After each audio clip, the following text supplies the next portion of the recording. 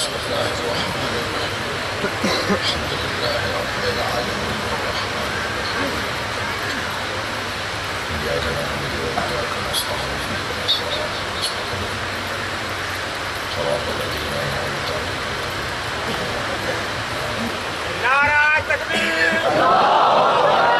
نعرہ رسالت، نعرہ حیدری، حسینیت، حسینیت، یزیدیت، یزیدیت، اہل بیت دشمن اللہ، اہل بیت دشمن اللہ، نعرہ حیدری۔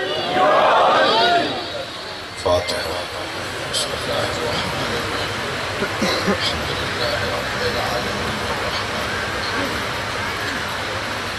إياك نعبد وإياك نستعين اهدنا الصراط المستقيم صراط الذين أنعمت عليهم اللهم صل على محمد وعلى أعوذ بالله من الشيطان الرجيم بسم الله الرحمن الرحيم الحمد لله الذي لا يبلغ مدحته القائلون ولا يحصي نعماءه العادون ولا يعدي حقه المجتهدون الذي ليس لصفته حد محدود ولا نعت موجود ولا وقت معدود ولا أجل ممدود فطر الخلائق بقدرته ونشر الرياح برحمته الصلاة والسلام على الرسول المسدد المصطفى العمجد المحمود الأحمد سيدنا ومولانا ومولى الكونين جد الحسن والحسين علي بالقاسم محمد وآله الطيبين الطاهرين المعصومين الذين قال الله إنما يريد الله ليذهب عنكم الرجس أهل البيت ويطهركم تطهيرا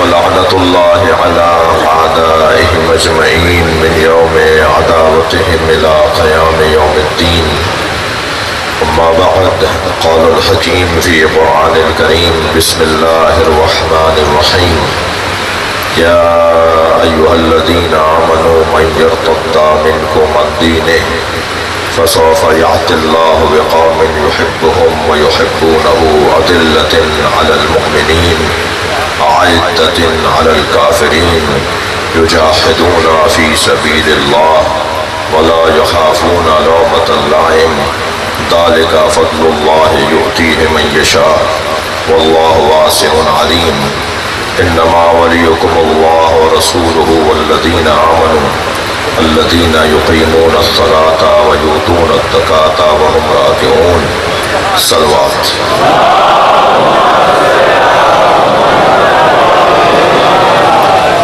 مرحوم مغفور سید نوبہار شاہ یہ درجات کی بلندی کے لیے سورہ فاتحہ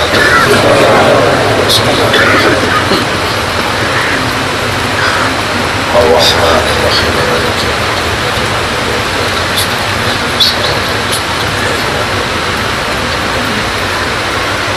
المغضوب علیہم ولا الضالین بسم اللہ الرحمن الرحیم قل هو اللہ احد اللہ الصمد لم يلد ولم يولد ولم يكن له كفوا احد بسم الله الرحمن الرحيم قل هو الله احد الله الصمد لم يلد ولم يولد ولم يكن له كفوا احد بسم الله الرحمن الرحيم قل هو الله احد الله الصمد لم يلد ولم يولد ولم يكن له كفوا احد اللهم صل على محمد وعلى محمد سید نوبہار شاہ کی مغفرت سادات کے دیگر مرحومین کی مغفرت آپ مومنین کے مرحومین کی مغفرت کے لیے بلند تر صلوات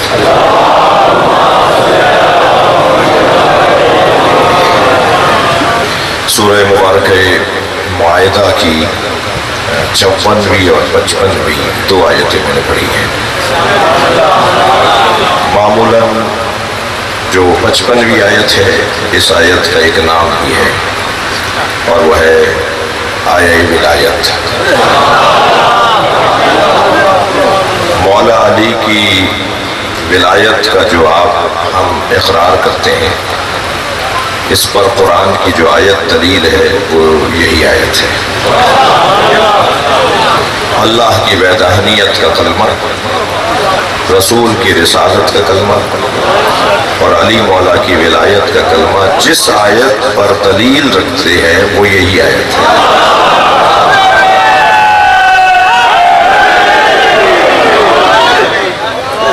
بھائی ہم لا الہ الا اللہ کہتے ہیں تو قرآن نے کہا انما ولیکم اللہ، اللہ تمہارا ولی ہے۔ ہم محمد الرسول اللہ کہتے ہیں تو قرآن نے کہا ورسولہ، تمہارا ولی اللہ کا رسول ہے۔ ہم علی ولی اللہ کہتے ہیں تو قرآن نے کہا انما ولیکم اللہ ورسولہ والذین آمنوا الذین یقیمون الصلاۃ ویؤتون الزکاۃ وہم راکعون، تمہارا ولی اللہ ہے، اللہ کا رسول ہے، اور وہ جو ایمان لایا، جس نے نماز قائم کی، جس نے زکوٰۃ دی حالت رکوع۔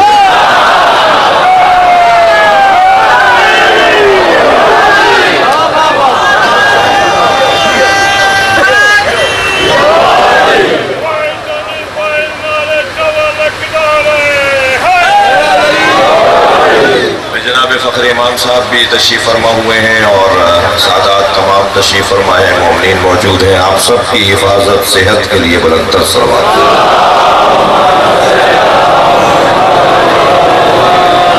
توجہ میرے ساتھ ہے آپ کی؟ تو ہم مولا کائنات کی جو ولایت کا اقرار کرتے ہیں، وہ جس آیت کی بنیاد پر کرتے ہیں وہ آیت ہے سورہ معاہدہ کی 55ویں آیت، جس میں اللہ کی ولایت کا اللہ ولی ہے۔ کون کہتا ہے اللہ مولا نہیں ہے؟ سب سے پہلا مولا، سب سے بڑا مولا اللہ، اور اس اللہ نے، اس پہلے مولا نے، اس اصلی مولا نے، اس اول مولا نے جس نبی کو مولا بنایا وہ ہے رسول اللہ۔ الست اعلی بکم من انفسکم، سرکار نے پوچھا کیا میں تمہاری جانوں پر تم سے زیادہ حق نہیں رکھتا؟ یہ جو پوچھ رہے ہیں نا کہ تمہاری جانوں پر کیا تم سے زیادہ حق نہیں رکھتا، اسی کو مولا کہتے ہیں۔ مولا اسے کہتے ہیں جو ہماری جانوں پر ہم سے زیادہ حق رکھتا ہو۔ پھر جس نے یہ پوچھ لیا کہ کیا میں تم سے زیادہ تمہاری جانوں پر حق نہیں رکھتا، اسی رسول نے جب امت سے اقرار لے لیا، قالوا بلا، سارے مجمع نے کہا کہ ہاں آپ ہم سے زیادہ خود ہمارے اوپر حق رکھتے ہیں۔ تو پھر جب نبی نے سب سے سن لیا تو فرمایا من کنت مولا،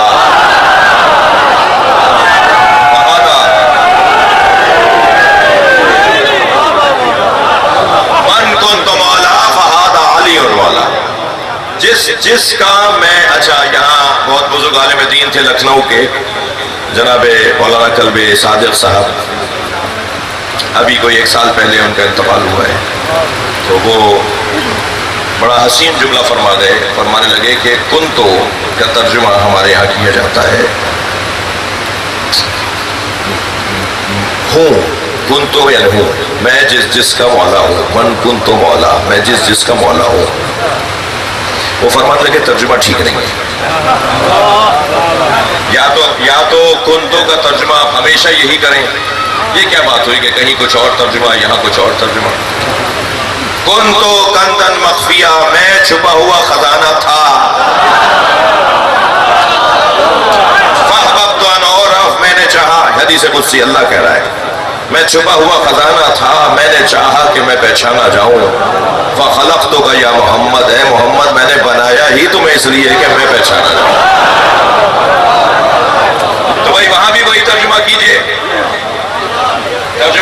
میں چھپا ہوا خزانہ ہوں، مگر وہاں یہ تو ترجمہ نہیں کر رہے آپ۔ اچھا بہت ساری آیات ہیں، اہل دقت بیٹھے، پڑھے لکھے لوگ بیٹھے ہوئے ہیں، مطالعہ کرنے والے، پروفیسر صاحب سے ابھی میری ملاقات ہوئی، تو ہم ذرا دقت تو کریں، بہت ساری آیات ہیں جن کا ترجمہ عجلت میں کیا گیا ہے۔ میں اپنے قبیلے سے بات کر رہا ہوں کہ کچھ ترجمے پہ نظر ثانی کی ضرورت ہے، ایسے ہی کچھ حدیثیں بھی ہیں جن کا ترجمہ بہتر کرنے کی ضرورت ہے۔ مثال کے طور پر مثلا قرآن کی یہ آیت جو مشہور آیت ہے ذالک یبشر اللہ عبادہ الذین آمنوا وعملوا الصالحات قل انما انا قل لا اسألکم علیہ اجرا الا المودۃ فی القربى. یہ اللہ کی عظیم بشارت ہے ان لوگوں کے لیے جو صاحبان ایمان بھی ہیں صاحبان کردار بھی ہیں. کیا بشارت ہے؟ قل، یہ بشارت ہے لا اسألکم علیہ اجرا الا المودۃ فی القربى. ترجمہ کیا کیا جاتا ہے کہ میں تم سے اپنی محنت کے عوض، رسالت کی محنت کے عوض تم سے کچھ نہیں مانگتا سوائے یہ کہ میرے قرابت داروں سے محبت کرو.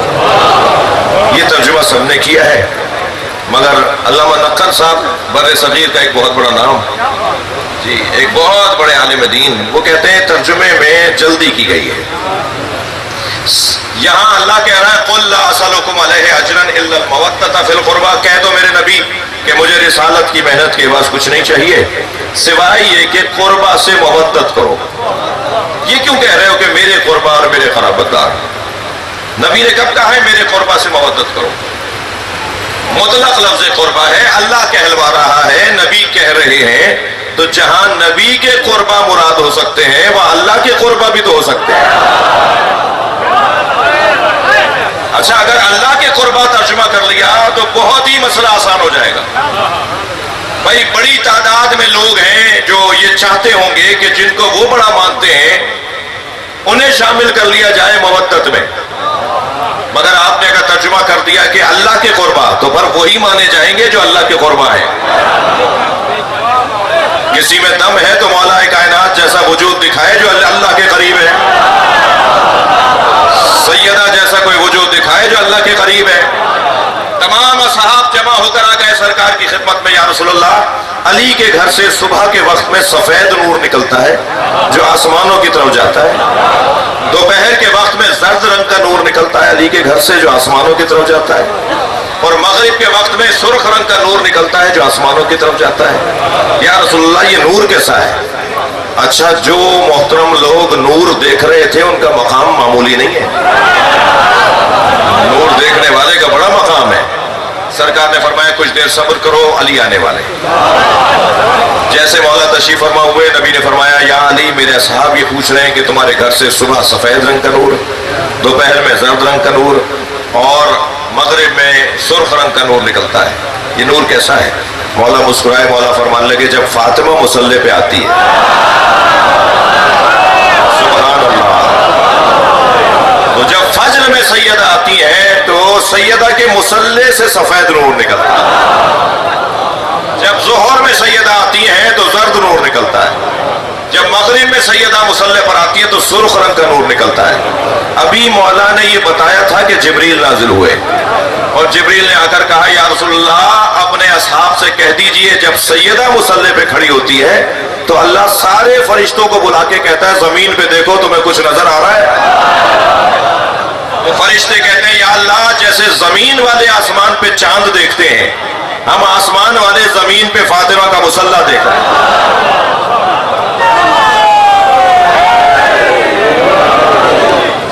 فرمایا یا رسول اللہ اپنے اصحاب کو بتا دیجئے جب سیدہ مصلی پر آتی ہیں تو اللہ فخر کرتا ہے کہ مجھے سجدہ کرنے کو سیدہ آئی ہے. بھائی تکبر اللہ کو پسند نہیں ہے، تکبر اللہ کو پسند نہیں ہے، جی تکبر اللہ کو پسند نہیں ہے. توجہ چاہوں گا، وہ پسند نہیں کرتا کہ کوئی تکبر کرے مگر خود متکبر ہے. ہمیں کریم دیکھنا چاہتا ہے خود کریم ہے، ہمیں ستار دیکھنا چاہتا ہے عیب چھپائیں، لوگوں کے عیب اگر ہمیں معلوم ہو جائے تو عیب چھپائیں، وہ ہمیں ستار دیکھنا چاہتا ہے. معافیاں دے لوگوں کو، کریم دیکھنا چاہتا ہے، غفار دیکھنا چاہتا ہے. وہ خود غفار ہے، ہمیں بھی اپنے دائرے میں غفار دیکھنا چاہتا ہے. وہ ساری صفتوں میں کہتا ہے تخلقوا باخلاق اللہ، اللہ کی اخلاقیات کو اپناؤ. مخلوق سے کہتا ہے اللہ کی اخلاقیات کو اپناؤ. اللہ کے جتنے 99 نام ہیں وہ اس کے اخلاقیات ہیں. یہ چاہتا ہے کہ وہ اخلاقیات میری مخلوق اپنائے، مگر ایک صفت ایسی ہے جسے وہ نہیں چاہتا کہ لوگ اپنائیں، وہ ہے تکبر. پسند ہی نہیں ہے اسے کوئی متکبر ہو، پسند ہی نہیں ہے اسے کوئی متکبر ہو. جی میرے عزیز جناب حسنین شاہ صاحب، ان کے فرزندان اس خانوادے نے مجھے یاد کیا، اور میں کل ملتان میں تھا اور آج آپ کی خدمت میں حاضر ہوں۔ مجلس میں یہی تو حسن ہے کہ سردار بھی مجلس میں آ کر حسین کا فقیر ہے۔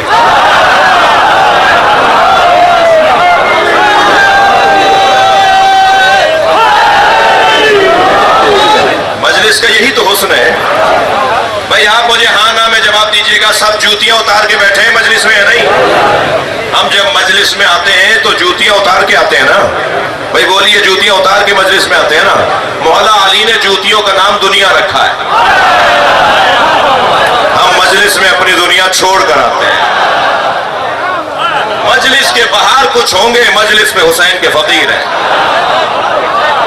اسی لیے میں حیثیت والے لوگوں سے اکثر کہا کرتا ہوں، میری ملاقاتیں الحمدللہ روزانہ ہی ہو رہی ہیں، میں یہ پیسے والے لوگ اور حیثیت والے لوگوں اور زمینداروں سے اور چودھریوں سے اور وڈیروں سے کہتا ہوں کہ کچھ نہ صحیح ہفتے میں ایک مجلس میں ضرور چلے جائیں۔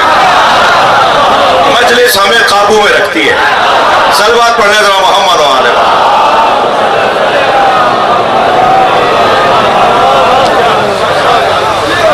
ایک فیکٹری کا مالک کہ جس کی فیکٹری میں 4000 مزدور کام کر رہے ہیں، مجلس حسین میں بیٹھا ہوا ہے، اس کی فیکٹری کے 4000 نوکروں میں سے ایک نوکر کودتا پھاندتا آگے آ کے بیٹھ گیا، اور مجمع زیادہ تھا، بیٹھتے بیٹھتے بے خیالی میں اپنے مالک کو لات بھی مار دی۔ اس نے جو جھک کر دیکھا تو اسی کا نوکر تھا، فوراً غصہ چڑھنے لگا کہ اسے ڈانٹ کر اٹھائے کہ پیچھے ہٹو، کہاں بیٹھ گئے ہو؟ امام حسین نے خیال ڈالا تمہارا نوکر نہیں ہے۔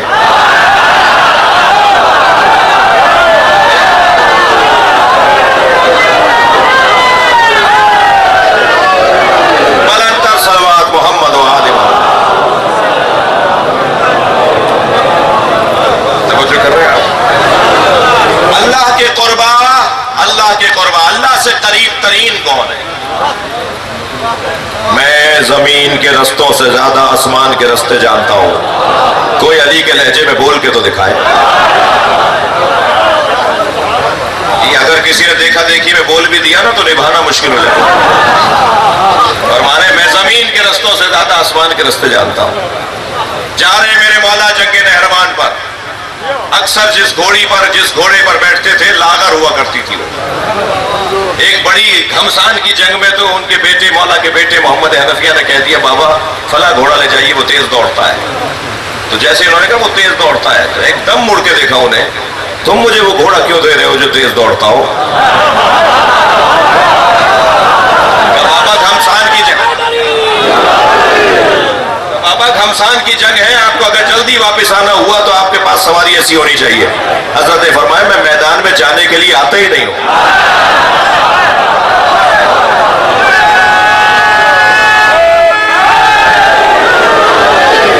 جس گھوڑی پر بیٹھ رہے ہیں مولا جنگ نہروان ہے، وہ لاغر بھی ہے اور پیٹ سے بھی، شکم سے بھی ہے اور لاغر بھی ہے۔ علی مولا گھوڑی پر بیٹھ چکے تھے، ایک شخص نے دور سے آواز لگا کے کہا یا علی نہ جائیے نہ جائیے، آپ کا ستارہ گردش میں۔ سفینۃ البحار ہمارے معتبر عالم دین ہے، ان کی کتاب ہے، حدیثوں کی کتاب ہے۔ بحار الانوار سے ہٹ کر ایک کتاب ہے ہماری سفینۃ البحار، شیخ عباس قمی کی کتاب ہے۔ بحار الانوار علامہ مجلسی کی کتاب ہے، ہمارے یہاں کی معتبر کتابوں میں ایک۔ اس کتاب کے اندر یہ روایت کہ مولا کو آواز دے کر کہنے لگا مولا نہ جائیے، آپ کا ستارہ گردش میں ہے۔ کچھ ایسے بھی ہوتے ہیں جو ائمہ کے بھی حساب لگاتے ہیں، جو اپنی حدوں کو نہیں پہچانتے نا، جو یہ نہیں جانتے کہ کس سے کیا بات کرنی ہے۔ کہنے لگا آپ کا ستارہ گردش میں نہ جائیے۔ حضرت بیٹھ چکے تھے گھوڑی پر، اتر آئے، 2 قدم آگے بڑھ کے فرمانے لگے تو ستاروں کو جانتا ہے؟ کہنے لگا میرا کام ستارہ شناسی ہے، منجم ہوں۔ حضرت نے فرمایا بتا وہ کون سا ستارہ ہے جو اپنی جگہ سے حرکت کرتا ہے تو بلیوں پر فلاں کیفیت طاری ہوتی ہے؟ خاموش مولا کا منہ دیکھنے لگا۔ مولا نے فرمایا چل یہ بتا دے وہ کون سا ستارہ ہے جو اپنی جگہ سے حرکت کرتا ہے تو اونٹ پر فلاں کیفیت طاری ہوتی ہے؟ پھر مولا کا چہرہ دیکھتا رہ گیا۔ مولا نے فرمایا تو آسمان کی باتیں کر رہا تھا، بتا میری گھوڑی کے سم کے نیچے کیا ہے؟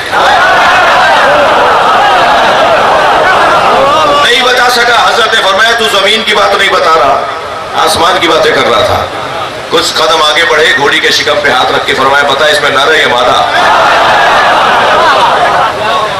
जवाब नहीं था। हजरत ने फरमाया, तू सामने की चीज नहीं बता सक रहा, तू आसमानों की बातें कर रहा था।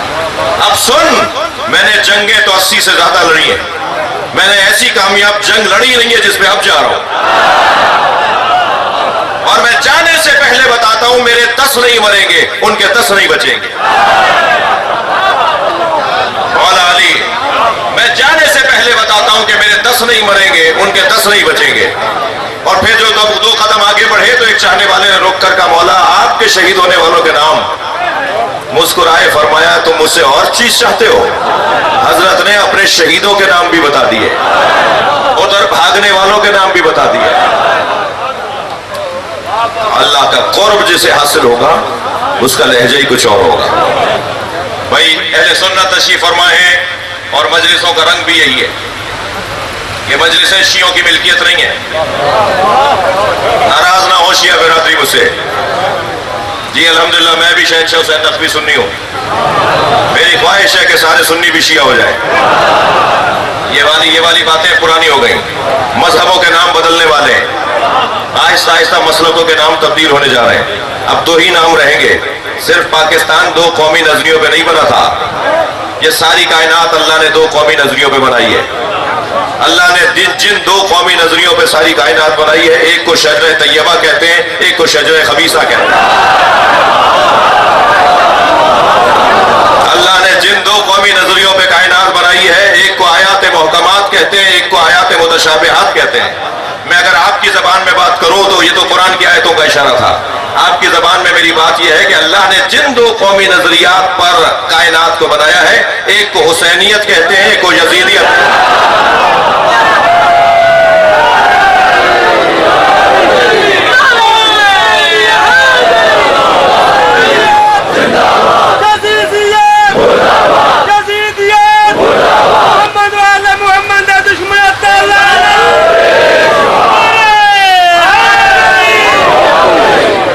अब इस तरफ माहौल जा रहा है, अब इसी तरह से सोचा जाएगा।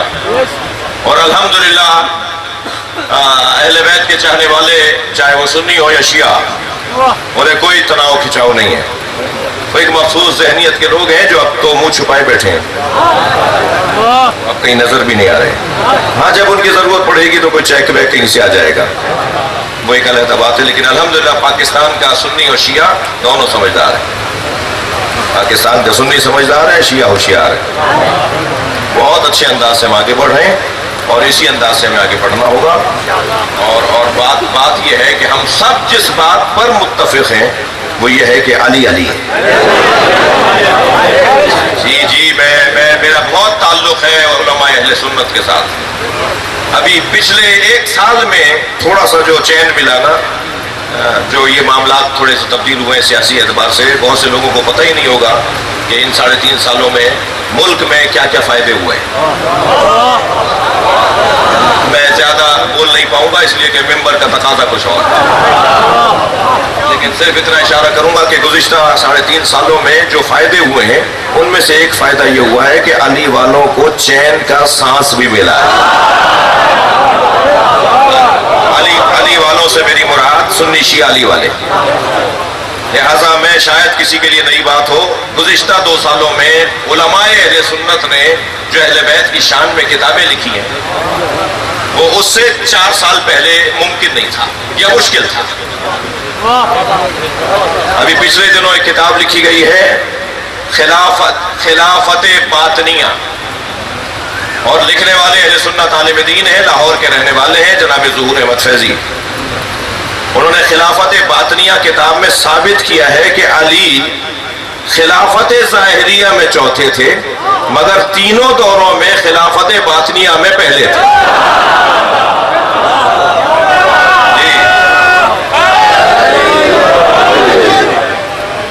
गुज़िश्ता 2-3 सालों में जितनी अहले सुन्नत ने सबीलें लगाई हैं, जितनी न्याज़ें की हैं, उससे पिछले सालों में घुटन का माहौल था। ये घुटन का माहौल पाकिस्तान के लिए अच्छा नहीं है। मैंने जब खान साहब से बात की कि पेशावर में हमारे ऊपर 36 FIR हैं जुलूस निकालने पर, 1 گھنٹہ لیٹ ہوا تھا جلوس اور آپ کی پولیس نے FIR کر دی. تو بہت عمدہ جواب تھا، وہی تھا کہ مجھے تعجب ہے کہ ہمارے وہاں کی پولیس نے ایسا کیوں کیا. ہم تو پاکستان کے اداروں کو پیشہ ورانہ انداز سے لے کے چلنا چاہتے ہیں. اور میں نے ان سے کہا، جب تشریف فرما ہوئے تھے کراچی ہمارے گھر، تو میں نے ان سے کہا تھا مجھے شرم آ رہی ہے کہ میں شیعوں کے مسئلے آپ کے سامنے رکھ رہا ہوں. پاکستان کو قانون اور قاعدے کے مطابق ڈھال دیجئے تاکہ پاکستان میں نہ سنیوں کے مسئلے باقی رہے نہ شیعوں کے مسئلے. ایک صاحب، میرا کام ہے نا، ہم سے لوگ مل رہے ہوتے ہیں، ہم سے گلے شکوے کر رہے ہوتے ہیں. ایک صاحب کہنے لگے کہ کیا ممکن ہے آرمی چیف شیعہ لگ جائے؟ ایک صاحب کہنے لگے کہ صدر ممکن ہے؟ جب ڈاکٹر عارف علوی صاحب کو صدر بنایا جا رہا تھا تو علوی کیوں لکھتے ہیں، کہیں شیعہ تو نہیں ہے؟ جی. تو میں نے اس وقت میں بھی بیان دیا تھا، میں نے کہا کہ شیعہ پاکستان بنا سکتا ہے، چلا نہیں سکتا.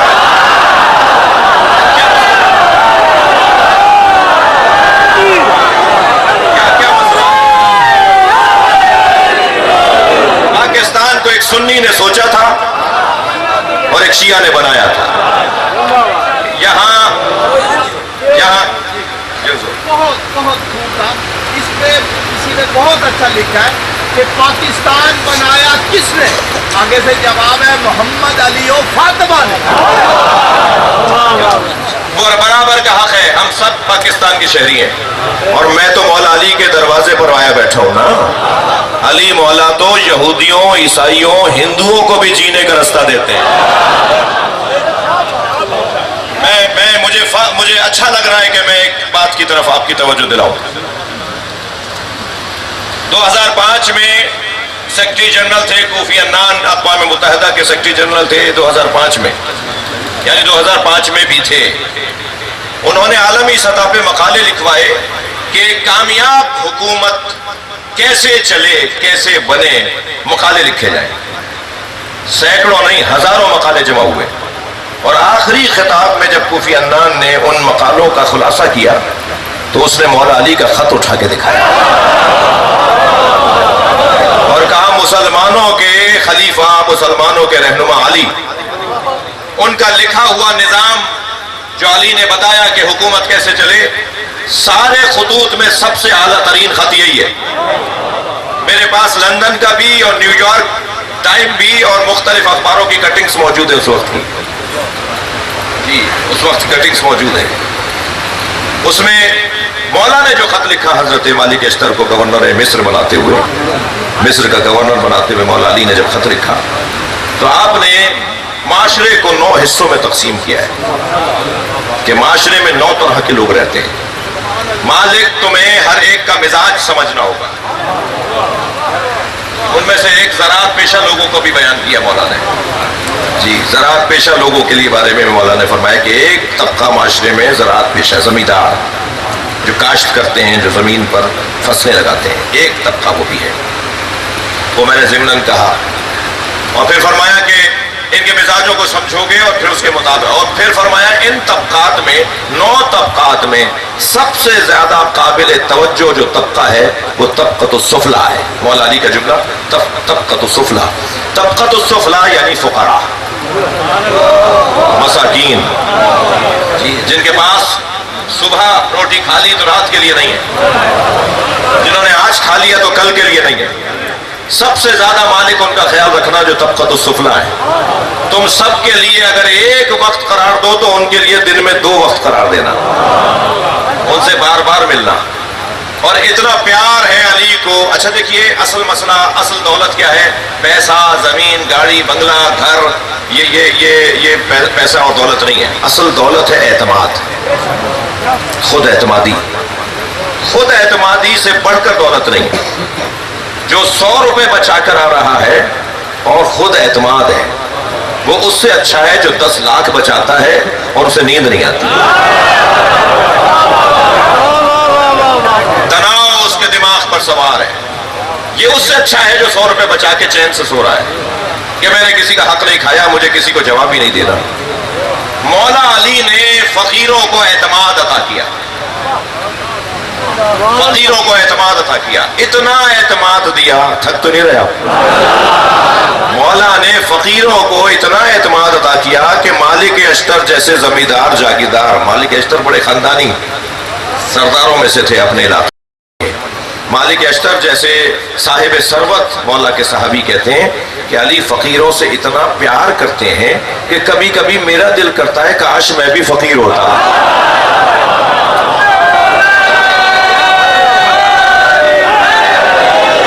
صلوات پڑھیں گے محمد و آل محمد۔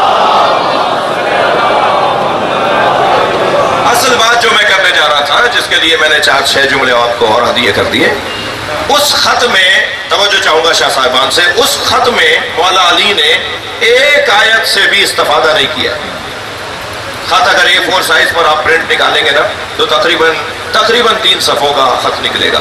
اگر 15 کے فونٹ کے اوپر نکالیں گے، 17 کے فونٹ پہ، 18 کے فونٹ پہ نکالیں گے تو 4 صفحوں کا بن جائے گا۔ جی 4 صفحوں کا لے لیجئے A4 سائز میں۔ اس 4 صفحوں کے خط میں مولا کائنات نے ایک قرآن کی آیت سے بھی دلیل نہیں پیش کی۔ میں تو ابھی اگر آیتیں نہیں پڑھوں تو آپ کہیں گے تقریر کیسی تھی، قرآن ہی نہیں پڑھا۔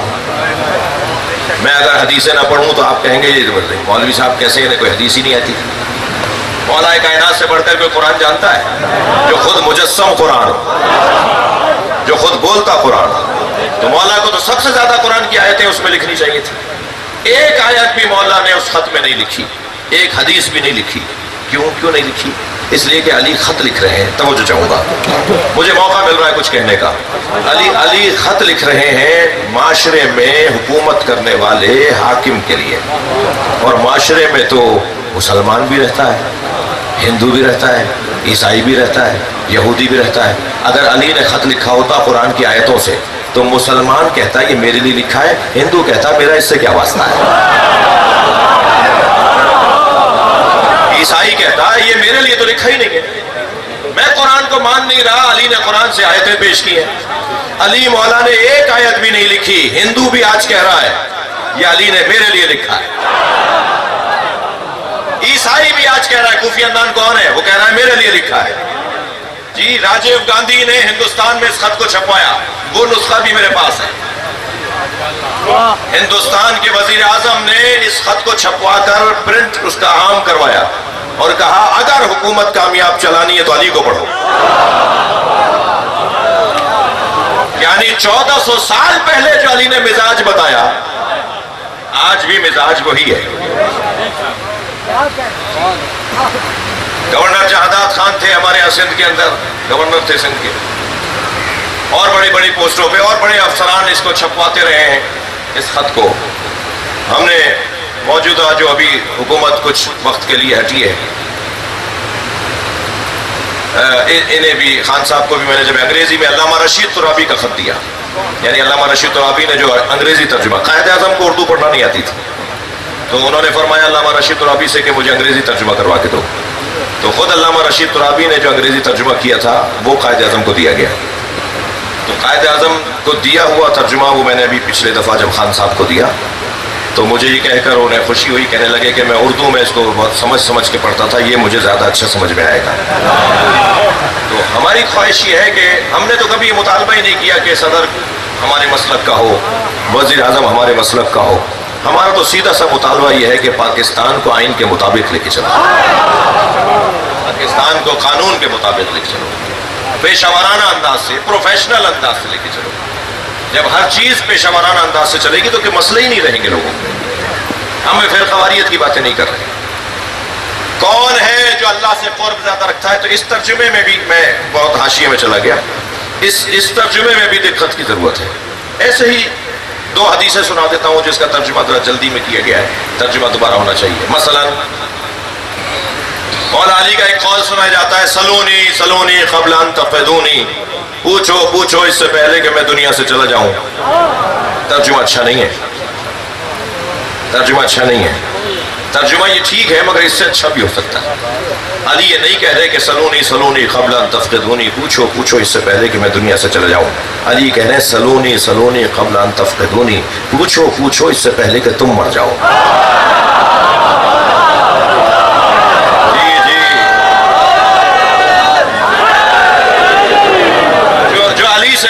پوچھے گا مر جائے گا۔ ایسے ایک اور حدیث کتنی مشہور ہے، آپ سب کو بچے بچے کو یاد ہوگی۔ سرکار نے فرمایا ان الحسن والحسین سیدا شباب اہل الجنہ۔ سب نے ترجمہ کیا ہے کہ حسن و حسین جوانان جنت کے سردار ہیں۔ ترجمہ ٹھیک نہیں ہے، ہر بینر پہ یہ لکھا ہوا ہوتا ہے کہ حسن و حسین جوانان جنت کے سردار ہیں، یہ نبی نے کہا ہی نہیں ہے۔ سامنے کی عربی ہے، سادہ زبان میں سرکار نے بات فرمائی ہے۔ حضرت فرما رہے ہیں ان الحسن والحسین سیدہ شباب اہل الجنہ، حسن و حسین جوانان اہل جنت کے سردار ہیں، اور اہل جنت ہونے کے لیے مرنا ضروری نہیں ہے۔ اسی دنیا میں اہل جنت بن جاؤ تو حسنین تمہارے سردار ہیں۔ صلوات پڑھیں محمد و آل محمد۔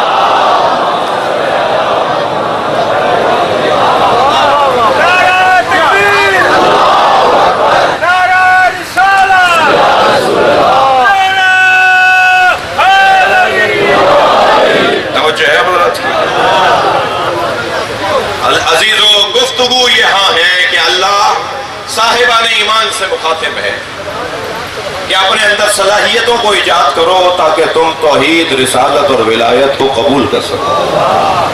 ہر ایک کے بس کی نہیں ہے اللہ کو ماننا، ہر ایک کے بس کی بات نہیں ہے رسول اللہ کو ماننا، اور علی کے ساتھ چلنا تو ویسے ہی بہت مشکل ہے۔ بڑے بڑے لوگ ساتھ چھوڑ گئے، علی کے ساتھ چلنے کے لیے جگر چاہیے، حوصلہ چاہیے، ہمت چاہیے۔ علی کے ساتھ ہر ایک چل نہیں سکتا۔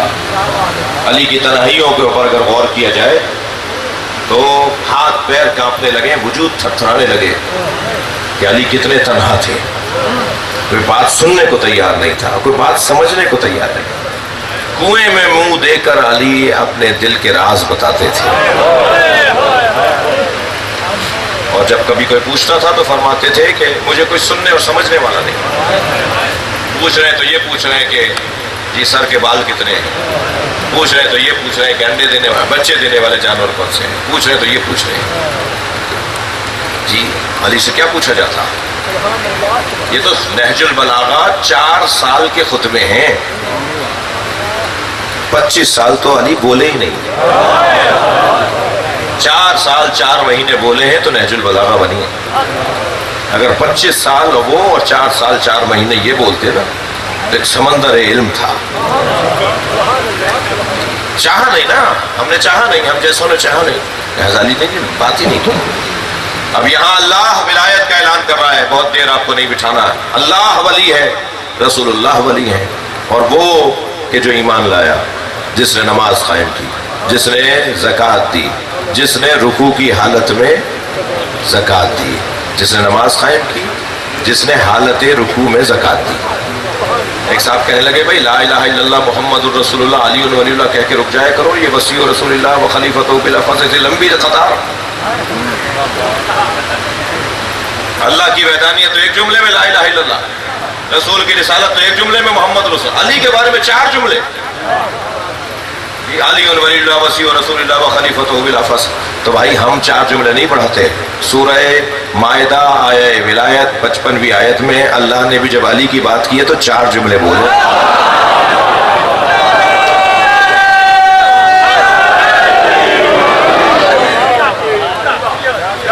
انما ولیکم اللہ ایک جملہ، ورسولہ ایک جملہ، والذین آمنوا جب علی کی بات ہوئی والذین آمنوا یقیمون الصلاۃ ویؤتون الزکاۃ وہم راکعون۔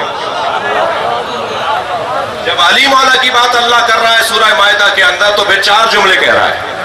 بھائی خبردار ذرا سنبھل کے سننا، علی کے بغیر نہ یہاں گزارا ہے نہ وہاں گزارا۔ کسی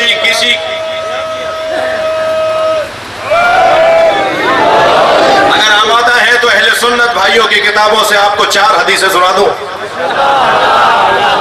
4 پر آپ نے بسم اللہ دھیمے سے بولا ہے تو 2 سنا دیتا ہوں بھائی، تو 2 ہی سنا دیتا ہوں چلا ہے، کیونکہ وہ آپ تھک رہے ہیں مجھے لگ رہا ہے۔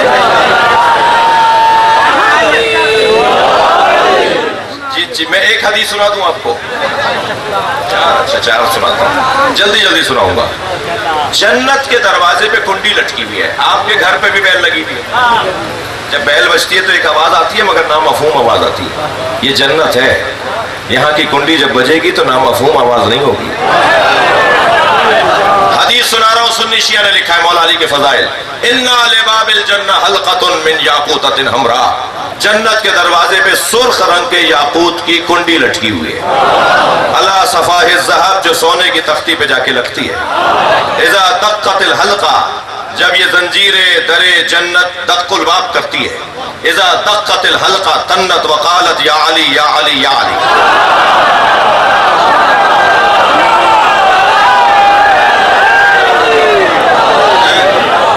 جنت کے دروازے پر جو کنڈی بجتی ہے, اس کنڈی کے بجنے کی آواز ہے یا علی. ہمارے ہاں تیز ہوا چلتی ہے دیہات کے اندر, تو اس ہوا کو محسوس زیادہ کیا جاتا ہے. جب تیز ہوا چلتی ہے تو ایک آواز ہوا کی بنتی ہے نا, جسے شاعر حضرات صدائے سرسر کو نظم کرتے ہیں, لکھتے ہیں صدائے سرسر, سرسر کی آواز, ہوا تیز چلنے کی آواز صدائے سرسر. جنت میں جب تیز ہوا چلے گی تو صدائے سرسر نہیں ہوگی, علی علی ہوگی.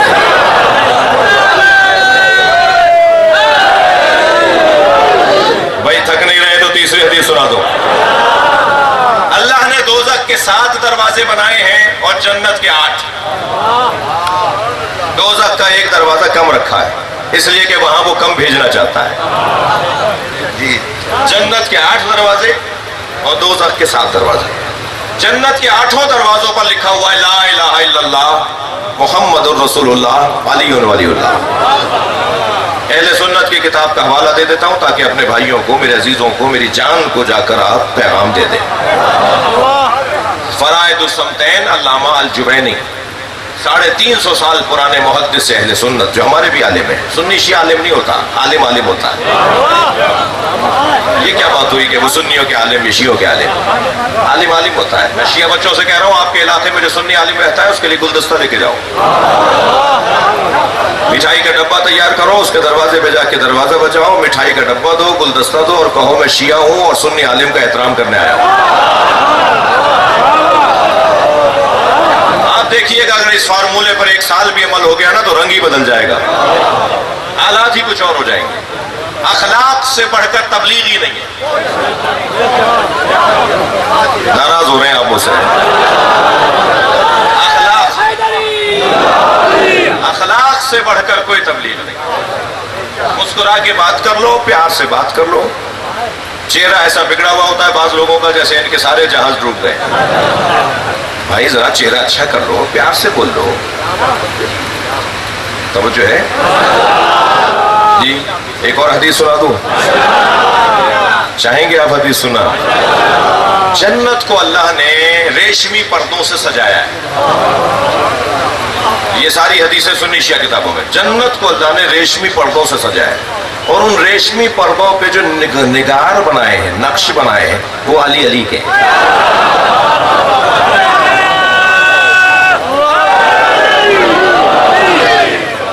آیت اللہ جوادی عاملی, بہت بزرگ عالم, اللہ کے عارف بندے, وہ کہتے ہیں کہ جب میں نے یہ حدیث پڑھی کہ جنت کے دروازے پر جب کنڈی بجے گی تو علی علی کی آوازیں آئیں گی, تو میں اپنے استاد علامہ محمد حسین طباطبائی کی خدمت میں گیا. میں نے کہا استاد, جنت کے دروازے پہ علی علی کی صداؤں کا فلسفہ کیا ہے؟ تو استاد مسکرائے اور فرمایا جس کے گھر جاؤ گے اسی کا تو نام لوگے.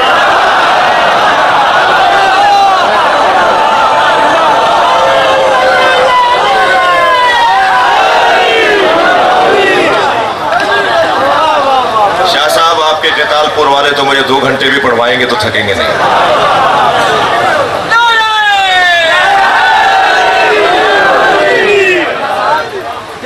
چراغ الفت حیدر جلا کے دیکھ, دل میں چراغ الفت حیدر جلا کے دیکھ. ارے حکم رسول پاک پہ گردن جھکا کے دیکھ.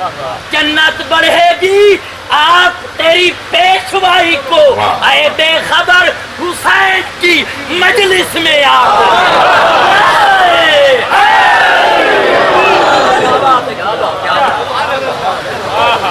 سبحان اللہ. جنت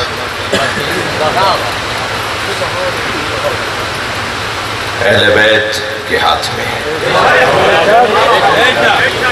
شاہ محدث دہلوی بہت بڑا نام ہے ہمارے بھائیوں کا۔ وہ لکھتے ہیں کہ عصر عاشور کربلا کے میدان میں حسین نے جب خطبہ دیا تو ایک خطبے میں 4 مرتبہ اس حدیث کو تکرار کیا، اور وہ حدیث یہ تھی کہ ان الحسن والحسین سیدا شباب اہل الجنہ۔ وہ فرماتے ہیں کہ بار بار حسین نے اس حدیث کو عاشور کے دن عصر کے وقت اپنی قربانی سے پہلے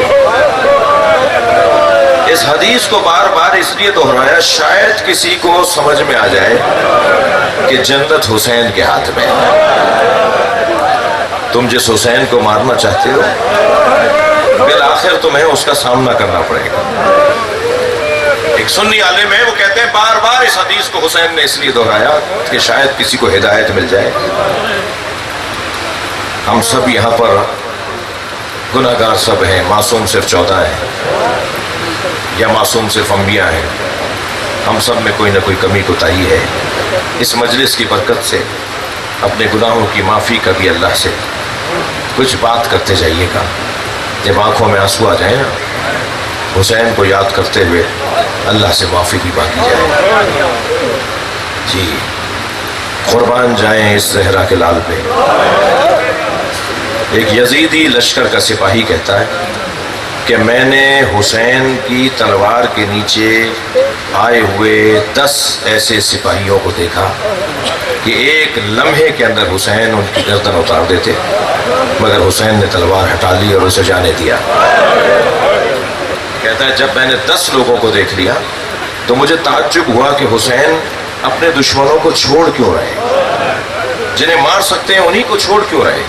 تو کہتا ہے میں اپنا گھوڑا حسین جس طرف آ رہے تھے ان کے سامنے اپنا گھوڑا سامنے لے آیا اور دور سے میں نے آواز لگا کے کہا حسین میں دیکھتا ہوں کہ آپ لوگوں کو مارتے نہیں ہیں، چھوڑ دیتے ہیں۔ تو وہیں سے حسین نے مجھے آواز دے کر کہا اس کی نسل میں مومن آنے والا۔ کیا ہدایت کا نظام۔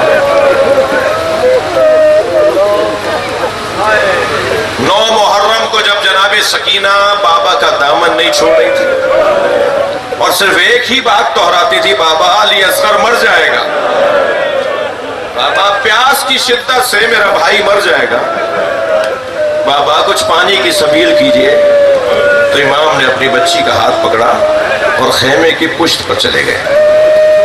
تنہا پشت پر خیمے کی پشت پر جا کر ایک پتھر ہٹایا، تازہ پانی ابلنے لگا۔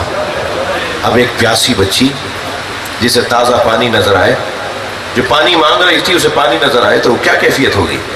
فوراً بے ساختہ پانی کی طرف بڑھی، پانی کی طرف بڑھی۔ آواز آئی بیٹا پھر نانا کی امت کی بخشش نہیں ہوگی، امت مصطفیٰ کی پھر نجات نہیں ہوگی۔ قربان جائیں حسین کے بچوں کی سمجھ پر۔ وہ 4 سالہ بچی پڑھتے پڑھتے رک گئی اور پانی سے منہ موڑ کر کھڑی ہو گئی، بابا میں پیاسی رہوں گی۔ امام حسین نے اس جگہ دوبارہ وہی پتھر رکھ دیا، پانی بند ہو گیا۔ حسین پانی کے محتاج نہیں تھے، مشیت الہی تھی۔ جب مولا تنہا رہ گئے کربلا کے میدان میں، عرش الہی کے فرشتوں نے کہا یا اللہ تیرا حسین مارا جا رہا ہے۔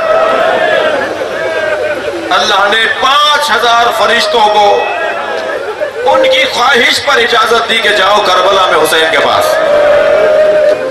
5000 فرشتے امام حسین کے سامنے لشکر پورا آیا۔ ان کے سردار نے آگے بڑھ کر کہا کہ ہم آپ کی مدد کو آئیں۔ امام نے انہیں دیکھ کر کہا کہ مجھے تمہاری مدد کی ضرورت نہیں ہے، یہ میرا امتحان ہے، میں تم سے مدد نہیں لوں گا۔ یہ فرشتے جب حسین کے منع کرنے پہ واپس گئے نا تو اللہ نے کہا اب واپس نہیں آنا، تم اب کربلا میں چلے جاؤ، قیامت تک حسین کی قبر کی حفاظت کرو۔ حدیث کہتی ہے، امام صادق کی حدیث ہے، 5000 فرشتے کربلا میں معمور ہیں۔ جب جنہوں نے فریادیں کرنا شروع کی کہ حسین مارا جا رہا ہے، تو جنوں کا لشکر ظافر جن کی سرداری میں آیا اور امام حسین سے آ کے کہا ہم آپ کی مدد کرنے آئے۔ امام نے فرمایا یہ میرا امتحان ہے، مجھے تمہاری مدد نہیں چاہیے۔ میں نے آیت اللہ مشکینی سے حرم حضرت معصومہ قوم میں، بی بی معصومہ کے حرم میں وہ خطاب کر رہے تھے، میں نے آیت اللہ مشکینی عارف تھے، اللہ کے ولی عالم تھے، میں نے ان سے خود یہ جملے سنے کہ جب حسین عصر عاشور زخموں سے چور، پتھر لگ چکے، نیزے لگ چکے، سینے پہ تیر لگ چکا، پیشانی پہ پتھر لگ چکا، جب حسین گھوڑے پہ ڈگمگانے لگے، دائیں گرنے لگتے تھے تو اس طرف اشارہ کر کے کہتے تھے لا واللہ، گھوڑے کی زین کو پکڑ کے پھر سنبھل جاتے تھے، جب دوسری طرف گرنے لگتے تھے تو اشارہ کر کے کہتے تھے لا واللہ۔ عربی زبان میں لا واللہ کا جملہ عرب جب کہتا ہے جب کوئی کچھ دینا چاہتا ہو اور وہ لینا نہ چاہتا ہو۔ حسین اشارہ کر کے کہتے تھے مجھے نہیں چاہیے، مجھے نہیں چاہیے۔ آیت اللہ مشکینی کہتے ہیں کوئی بھی تو نہیں تھا مدد کرنے والا، حسین تو تنہا ہو چکے تھے، یہ کون کیا دے رہا تھا جو حسین کہہ رہے تھے مجھے نہیں چاہیے؟ وہ کہتے ہیں معرفت کی نگاہوں سے دیکھو، نبی آگے بڑھ کے کہتے تھے میری گود میں آ جاؤ، اور حسین کہتے تھے نانا یہ میرا امتحان ہے، مجھے خود زمین پہ گرنے دیجئے۔ پھر جب دوسری طرف گرتے تھے فاطمہ زہرا بڑھ کے کہتی تھی میرے لال میری آغوش میں آ جاؤ، تو امام حسین فرماتے تھے اماں یہ میرا امتحان ہے۔ اور اب جب کوئی نہ رہا اور حسین خود گرنا چاہتے ہیں تو گھوڑے نے گھٹنے ٹیک دیے تاکہ حسین گریں تو حسین کو تکلیف کم ہو۔ میرے مولا نے گھوڑے کی زین تو چھوڑ دی مگر رونے والوں زمین تک آنے میں بہت دیر لگی ہے۔ تیروں پر معلق بدن رہا زہرا کا لال، اور جب گھوڑے سے زمین پر آ گئے ہیں تو پسر سعد نے آواز لگا کے کہا جو اس پورے واقعے کا ذمہ دار ہے، اس نے آواز لگا کے کہا خبردار گھوڑے کو کوئی تیر نہ مارے، ذوالجناح کو کوئی تیر نہ مارے، میں نے بچپن میں نبی کو اس پہ بیٹھے دیکھا ہے، جاؤ اسے پکڑ کر لاؤ، میں اسے تبرک کے طور پہ رکھوں گا، یہ نبی کی نشانی ہے، میں نبی کی یادگار گھوڑے سواری کو میں اپنے پاس رکھوں گا۔ ہمارا رونا تو اسی کا ہے، پسر سعد کو نبی کی سواری یاد رہی، نبی کے دوش پہ بیٹھنے والا سوار حسین یاد نہیں رہا۔ سپاہی بس آخری جملے، سپاہی ذوالجناح کو پکڑنے کے لیے آگے بڑھے، اس نے ایک ایک کر کے دو کر کے سپاہی جاتے تھے، گھوڑا اتنا بفرا ہوا تھا، اتنا بے کل تھا کہ سپاہیوں کو زخمی کرتا رہا۔ 80 سپاہی، آیت اللہ رسولی بہلاتی نے لکھا ہے، ایک بہت بزرگ عالم نے لکھا ہے، 80 سپاہیوں کو گھوڑے نے ذوالجناح نے زخمی کیا۔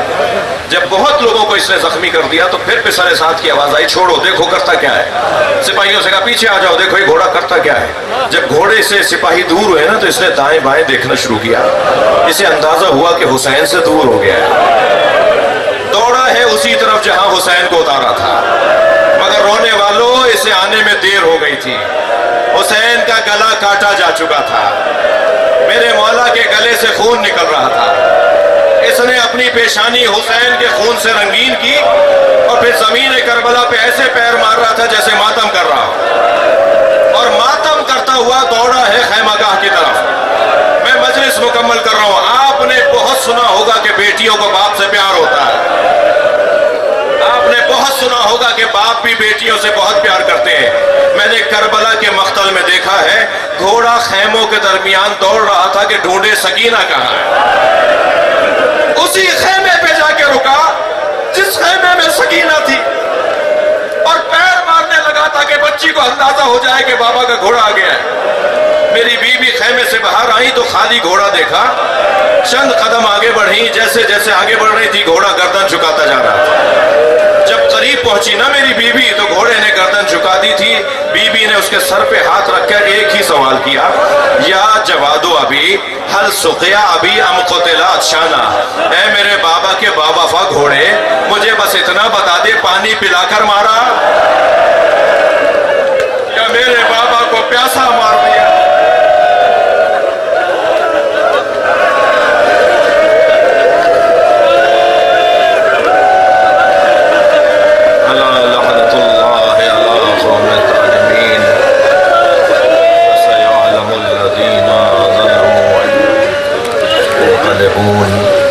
مرحوم مغفور کے درجات کی بلندی کے لیے سورہ فاتحہ کرو۔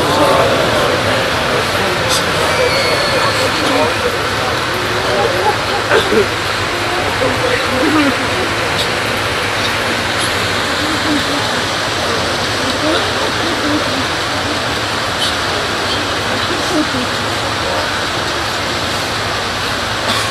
الله الرحمن الرحيم على محمد وعلى محمد وأصحابه